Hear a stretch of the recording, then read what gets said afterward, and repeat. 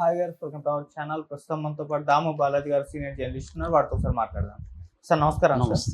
Sir మొన్న పెహల్గాంలో దాడి చేసిన ఉగ్రవాదుల్లో 4 ఉగ్రవాదుల్ని పట్టుకున్నారు అని చెప్పేసి వార్తలు వస్తున్నాయి. తొందరలో వాళ్ళని మీడియా ముందు కూడా ప్రవేశపెట్టే ఛాన్సెస్ ఉన్నాయని కూడా అంటున్నారు. మరి ఎవరై ఈ 4 ఉగ్రవాదులు, వీళ్ళని ఎలా పట్టుకున్నారు, ఎప్పుడు పట్టుకున్నారు, మరి ఎప్పుడు మీడియా ముందుకు తీసుకొచ్చే ఛాన్సెస్ ఉన్నాయి? ఇప్పుడు ఒక వార్త మార్నింగ్ నుంచి వైరల్ అవుతుంది. అదేంటంటే పహల్గాం దాడిలో పాల్గొన్న 4 ఉగ్రవాదులు, ఆ 4 ఉగ్రవాదుల్ని ఐడెంటిఫై చేశారు, ట్రేస్ చేశారు, పట్టుకున్నారు అనేది చెప్తున్నారు. అయితే ఎవరు ఆ 4 ఉగ్రవాదులు? వాళ్ళలో 2 పాకిస్తానీలు, 2 కాశ్మీరీలు ఉన్నారు. ఆ 4 ఎవరు, వాళ్ళ బ్యాక్గ్రౌండ్ ఏంటి, వాళ్ళని ఎలా మన సైన్యం పట్టుకునింది, ఎప్పుడు ప్రవేశపెట్టబోతుంది, ఈ విషయాలు మనం పరిశీలిద్దాం. సో ఈ టెర్రరిస్టులు మనకు తెలుసు. ఏప్రిల్ 22 తేదీన విజువల్స్ అందరూ మనం చూసాము. సడన్గా దాదాపు 2:30-3 సాయంత్రం ఆఫ్టర్నూన్ అందరూ సేదతీరుతున్నారు, ఎవరి పనిలో వాళ్ళు ఉన్నారు. సో ఆ టైంలో వాళ్ళు సడన్గా వచ్చి అటాక్ చేశారు. వాళ్ళ దగ్గర AK-47 and M4 carbon rifles ఉన్నాయి. M4 కార్బన్ రైఫిల్స్ అనేవి చాలా అడ్వాన్స్డ్ అమెరికన్ సైన్యం వాడే ఇవి దాదాపు ఇప్పుడు తిరుగుబాటుదారులు అందరి దగ్గర కూడా ఉన్నాయి. పాకిస్తాన్ కూడా దీన్ని కైవసం చేసుకుని, ఎందుకంటే దీంట్లో 50 బుల్లెట్ల నుంచి 90 బుల్లెట్ల వరకు మ్యాగజైన్స్ పెట్టచ్చు. ఇది నైట్ విజన్లు కూడా దీనికి అమర్చుకోవచ్చు. దీంట్లో రాకెట్ లాంచర్గా కూడా వాడుకోవచ్చు. చాలా అడ్వాన్స్డ్ వెపన్. దాన్ని ఫైర్ చేయాలంటే కూడా దానికి ప్రత్యేకమైన ట్రైనింగ్ అవసరం. దాన్ని బట్టి కూడా M4 రైఫిల్ ఉందంటేనే వీళ్ళు ఖచ్చితంగా పాకిస్తానీ ట్రైన్డ్ టెర్రరిస్టులు అనేది అర్థమైపోతుంది. ఇండియాలో ఆ టైప్ చేసే ఇది తక్కువ ఉంది. సో వాళ్ళు అటువంటి వెపన్స్ తీసుకొచ్చి 26 మందిని చంపేశారు. అందులో 1 నేపాలీ, మిగతా 25 మంది ఇండియన్స్. అందులో తెలుగు వాళ్ళిద్దరు, మసూదన్ అండ్ చంద్రమౌళి, వైజాగ్ అండ్ కావలి సంబంధించిన 2 కూడా చనిపోయారు. సో ఇప్పుడు దీంట్లో ఒక పక్క NIA, national investigative agency, NIA రంగంలోకి దిగింది. ఎందుకంటే NIA టెర్రరిస్టులకి ప్రత్యేకంగా టెర్రరిస్టు వ్యవహారాలని NIA చూస్తూ ఉంటుంది. సో టెర్రరిస్టులు కావచ్చు, మావోయిస్టులు, వీటికి సంబంధించి ప్రధానంగా NIA ఇన్వెస్టిగేటివ్ ఏజెన్సీ చేస్తుంది. సో వాళ్ళ రంగంలో దిగారు. మొత్తంగా ఇప్పుడు 4 కౌంటర్ టెర్రరిజం ఆపరేషన్స్ కాశ్మీర్ లోయలో జరుగుతున్నాయి. అయితే వీళ్ళు ఎవరు ఏంటనేది ఇప్పటివరకు మనకు అందుతున్న డీటెయిల్స్లో మొత్తం 4లో 2 పాకిస్తానీలు, 2లో హసీమ్ మూసా అనే అతను ఇంపార్టెంట్గా, రెండవది అలీబాయ్ వీళ్ళిద్దరు, హసీమ్ మూసా, అలీబాయ్ వీళ్ళిద్దరూ పాకిస్తానీ టెర్రరిస్టులు. ఇంకిద్దరు ఎవరంటే ఆదిల్ హుసేన్ తోకర్, అనంతనాగ్ ఇతంది. ఆల్రెడీ వీళ్ళ ఇంటి మీదకి దాడి చేశారు. వీళ్ళ ఇంట్లో 20 లక్షల పైన డబ్బులు దొరికాయని చెప్తున్నారు. సో ఆల్రెడీ అతన్ని ట్రేస్ చేశారు. ఆసిఫ్ షేక్ పుల్వామాలో ఉంటాడు. వీళ్ళ ఇంటిని పేల్చేశారు కూడా మొన్న మన సైన్యం వెళ్ళి. సో వీళ్ళందరి మీద కూడా ఒక్కొక్కరి మీద 20 లక్షల్ని ప్రకటించింది ఇండియన్ గవర్నమెంట్. సో వీళ్ళని ఎవరిని పట్టించినా ఒక్కొక్కరికి 20 లక్షలు ఇస్తామని ప్రకటించింది.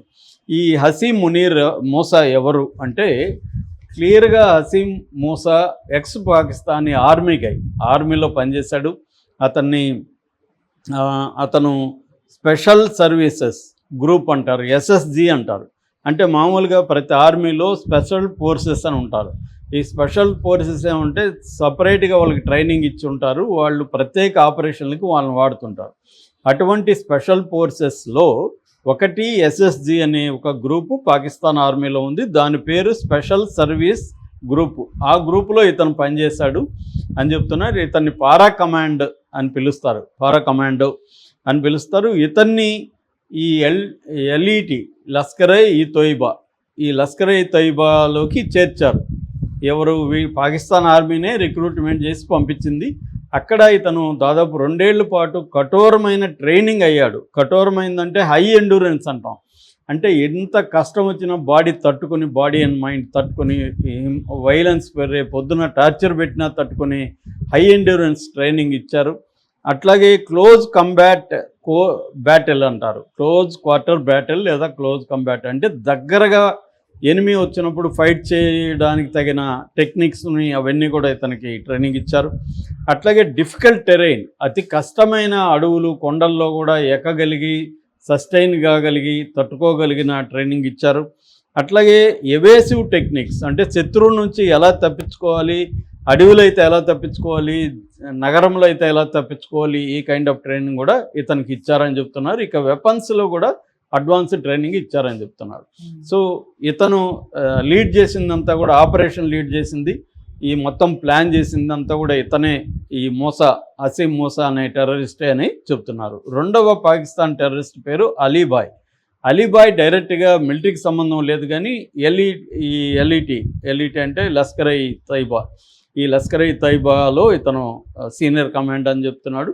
ఇతను మూసా ఇంకొంతమంది టెర్రరిస్టులు 1.5 year బ్యాకే కాశ్మీర్లోకి ఎంటర్ అయిపోయారు. 1.5 year బ్యాక్ అంటే 2023 సెప్టెంబర్ అక్టోబర్లో వీళ్ళు ఎంటర్ అయ్యారని చెప్తున్నారు. ఎలా ఎంటర్ అయ్యారంటే అక్కడ మనకి ఒక సంబా కత్వా అనే ఒక ఏరియా ఉంటుంది. ఆ సంబా కత్వా ఏరియాలో దాన్ని ఏమంటారంటే ఇన్ఫిల్ట్రేషన్ రూట్ అంటారు. అంటే మనకి ఫెన్సింగ్ ఉంటుంది, పెద్ద ఫెన్సింగ్, మన వీడియోలో చూసుంటాం. ఆ ఫెన్సింగ్ని వీళ్ళు కట్ చేసి అక్కడ లోపల ఫెన్సింగ్ గుండా వచ్చారు. అది ఇన్ఫిల్ట్రేషన్ రూట్ అని. ఆ ఏరియా కొద్దిగా సెన్సిటివ్, అక్కడ మన మిలిటరీ కళ్ళు కప్పి వాళ్ళు వచ్చారు. ఒక్కొక్కసారి కొంతమంది ఏమంటున్నారంటే మన మిలిటరీలో కూడా అక్కడ కొంతమంది ఏమైనా కాంప్రమైజ్ అయ్యారా డబ్బుల కోసం, ఇంకొక దానికోసం, లేకపోతే మిలిటరీ అంత గస్తీ ఉంటే వీళ్ళు ఎలా రాగలుగుతున్నారు అనే డౌట్లు కూడా కొంతమందికి ఉన్నాయి. రెండవది ఏంటంటే అక్కడ లోకల్గా కాశ్మీరీలు కొంతమంది వీళ్ళకి హెల్ప్ చేస్తున్నారు కాబట్టి వీళ్ళు రాగలిగారు అనేది కూడా ఒక వెర్షన్ ఉంది.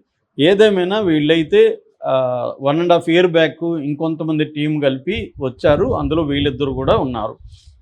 వీళ్ళిద్దరు తర్వాత ఇక్కడ అదిల్ హుస్సేన్ తోకర్ కూడా గతంలో పీఓకే అంటారు. పీఓకే అంటే ఇప్పుడు కాశ్మీర్లో 2 రకాల కాశ్మీర్లు ఉంటాయి. ఒకటి ఇండియన్ అధీనంలో ఉండే కాశ్మీరు, 2 పాకిస్తాన్ అధీనంలో ఉండే కాశ్మీరు. దీనికి మధ్యలోనే ఎల్ఓసి, లైన్ ఆఫ్ కంట్రోల్ అనేది గీత ఉంటుంది. ఈ పాకిస్తాన్ ఆక్యుపైడ్ కాశ్మీర్ అంటారు పీఓకే అనేది. ఈ పీఓకేలో వీళ్ళకి ఎక్కువ ట్రైనింగ్లు ఇస్తారు. అట్లాగే పాకిస్తాన్లో ఉండే పంజాబ్ ప్రావిన్స్లో కూడా వీళ్ళకి ట్రైనింగ్స్ ఇస్తారనమాట. అక్కడ క్యాంప్స్ పెట్టేసి అక్కడ ట్రైనింగ్స్ ఇస్తుంటారు.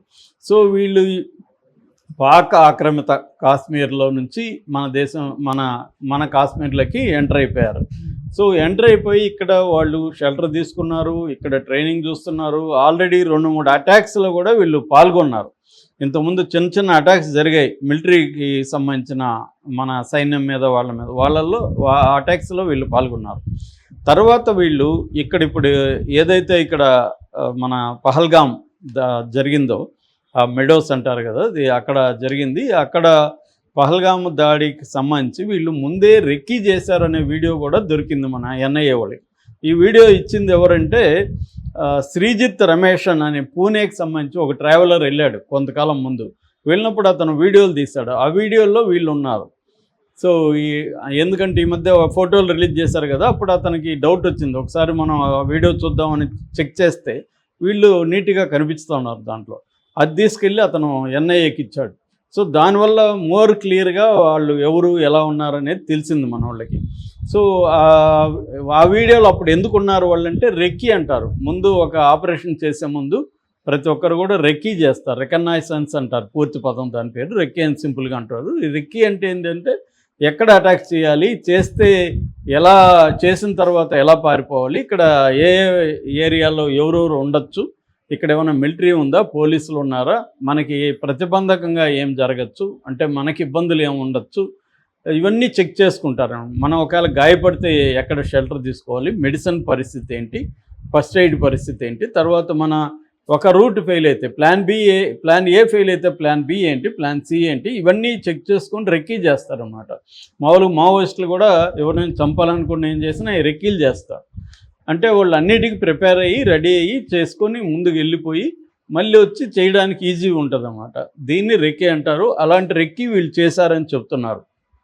ఇప్పుడు ఏంటంటే వీళ్ళ నలుగురిని కూడా పట్టుకుంటారనే వార్త వస్తుంది. ఇది కన్ఫర్మేషన్గా తెలియదు. ఎందుకంటే మన ప్లాన్ ఏంటంటే ఈ నలుగురిని పట్టుకొని, ముఖ్యంగా ఈ 2 పాకిస్తాన్ వాళ్ళని పట్టుకొని మీడియా ముందు పెట్టి వీళ్ళు పాకిస్తాన్ వాళ్ళే అనేది నిరూపించాలి ఫస్ట్. ఎందుకంటే మనం పాకిస్తాన్ మీద అటాక్ చేయబోతున్నాం. నిన్న మోడీ అనేక సమావేశాల్లో పాల్గొన్నారు. సో రెడీగా మోడీ గ్రీన్ సిగ్నల్ ఇచ్చేశాడు మన డిఫెన్స్ ఫోర్సెస్కి. కంప్లీట్ ఫ్రీడమ్ మీకు ఉందని చెప్పాడు. సో మన ఫోర్సెస్ ఇప్పుడు ఇండియా పాకిస్తాన్ మీద అటాక్ చేయాలంటే మనకు ఒక లెజిటిమసీ ఉండాలి. ఆల్రెడీ పహల్గామ్ మీద దాడి చేశారు, కానీ పాకిస్తాన్ ఏమంటుంది, వాళ్ళు మా టెర్రరిస్టులు మేము పెట్టామని మీరు ఎలా ప్రూవ్ చేస్తారో అని అడుగుతుంది. కాంగ్రెస్లో కూడా కొంతమంది ఇదే ప్రశ్న అడుగుతున్నారు. సో మన దేశంలో కూడా అనేక మంది అడుగుతున్నారు, సరే వాళ్ళు టెర్రరిస్టులు అనొచ్చు, కానీ వాళ్ళు పాకిస్తాన్ పంపించిందని మీ దగ్గర ఆధారాలు ఏమున్నాయని. అందుకని ఇప్పుడు వీళ్ళని కానీ ముందుగా మీడియా ముందు ప్రవేశపెట్టి, ఇదిగో పాకిస్తాన్ నుంచి వచ్చాడు, ఇతను ఆర్మీలో పనిచేశాడు మోసా, ఇవన్నీ కానీ నిరూపితం చేయగలిగితే ఇంటర్నేషనల్ మీడియా అటెన్షన్ ఒకసారిగా వస్తుంది. రెండోది మనకు ఒక లెజిటిమసీ ఉంటుంది, అప్పుడు మనం పాకిస్తాన్ మీద దాడి చేయడానికి కూడా ఒక వీలవుతుంది. అందుకనే వీళ్ళని ఆల్రెడీ పట్టుకున్నారు కాబట్టి నిన్న సమావేశాలు ఇవన్నీ జరిగాయనే ఒక వార్త వస్తుంది. ఎందుకంటే టైమింగ్ చూసి మనం ఎప్పుడు కొట్టాలా ఏంటనే టైమింగ్ ప్లాన్ చేసుకొని అప్పుడు వీళ్ళని మీడియా ముందు ప్రవేశపెట్టి, ఇదిగో వీళ్ళు పాకిస్తాన్ వాళ్ళు, వీళ్ళిద్దరూ పాకిస్తాన్ నుంచి వచ్చారు, వీళ్ళతో పాటు ఇంతమంది పాకిస్తాన్ నుంచి టెర్రరిస్టులు వచ్చారు, ఇతను మూసా అనేవాడు గతంలో ఆర్మీ దీంట్లో పనిచేశాడు, పారా కమాండర్గా పనిచేశాడు, ఇవన్నీ ఎస్టాబ్లిష్ చేసి తర్వాత మనం అటాక్ చేయాలనేది మన ప్లాన్ అని చెప్తున్నారు. సో వీళ్ళని పట్టుకోవడం కూడా ఏంటంటే, ఆల్రెడీ వీళ్ళు డచ్గమ్ అనే ఒక ఫారెస్ట్ ఉంది శ్రీనగర్ దగ్గర, ఈ డచ్గమ్ ఫారెస్ట్లో దాక్కున్నారని చెప్తున్నారు. ముందే షెల్టర్లు అక్కడ ప్లాన్ చేసుకున్నారు, మనం ఎక్కడ అటాక్ చేసినా అక్కడ షెల్టర్లు, బంకర్స్ అవన్నీ ప్లాన్ చేసుకున్నారు. సో ఈ బంకర్స్ని ప్లాన్ చేసుకొని అక్కడ ఉన్నారట్టుగా చెప్తున్నారు. సో దీంతో దాదాపు 1500 మంది అనుమానితులైన టెర్రరిస్టులకి హెల్ప్ చేసే వాళ్ళని కాశ్మీర్లో సైన్యం పట్టుకునింది. ఇదంతా కూడా బయటికి చెప్తుంది. నాకు తెలిసి కొన్ని వేల మందిని ఆల్రెడీ అదుపులోకి తీసుకొని ఉంటారు, కొన్ని వేల మందిని ప్రశ్నించుంటారు, వీళ్ళకి ఫుడ్, షెల్టర్ ఇవన్నీ ప్రొవైడ్ చేస్తుంటారు కదా. సో ప్రొవైడ్ చేయకుండా ఉండరు. వీళ్ళు 4 వచ్చారంటే అడవిలో ఆల్రెడీ ఉనుంటారు వీళ్ళ కోసం. మామూలుగా ఏంటంటే ఒక అటాక్ ప్లానింగ్ అంటే అసాల్ట్